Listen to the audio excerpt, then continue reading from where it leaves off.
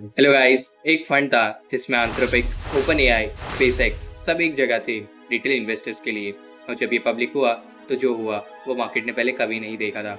ये था फंडराइज innovation fund जिसका टिकर है VCX। इसका सबसे बड़ा होल्डिंग एंथ्रोपिक था।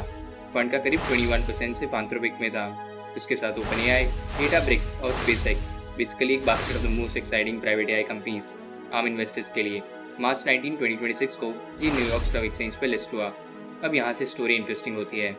फंड की एक्चुअल वैल्यू यानी NAV करीब $19 पर शेयर थी।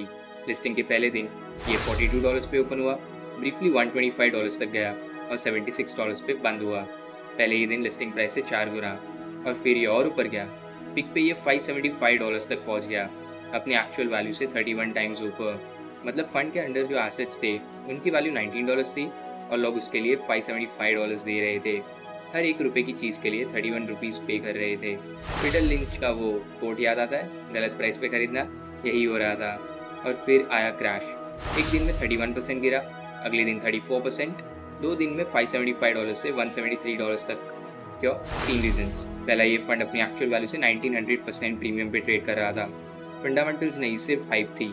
दूसरा, फ्लोट बहुत छोटा था। ज़्यादातर एग्जिस्टिंग इन्वेस्टर्स 6 महीने के लॉकअप में थे, तो बहुत कम शेयर्स ट्रेड हो रहे थे। थोड़ी सी भी सेलिंग से प्राइस क्रैश होती थी। तीसरा, सेट्रॉन रिसर्च ने शॉर्ट पोजीशन अनाउंस की, बस पैनिक शुरू। कंपनीज अच्छी है, एंथ्रोपिक रियल है, स्पेसएक्स रियल है, पर जब तुम $575 में कुछ खरीदते हो जिसका एक्चुअल वैल्यू $19 है, तो तुम कंपनी नहीं सिर्फ हाइप खरीद रहे हो। वैल्यूएशन मैटर करता है हमेशा। अच्छी कंपनी और अच्छा इन्वेस्टमेंट सेम चीज़ नहीं होती। सही कंपनी, सही प्राइस तो बात बनती है। वीडियो अच्छी लगी तो फॉलो करो। Thank you.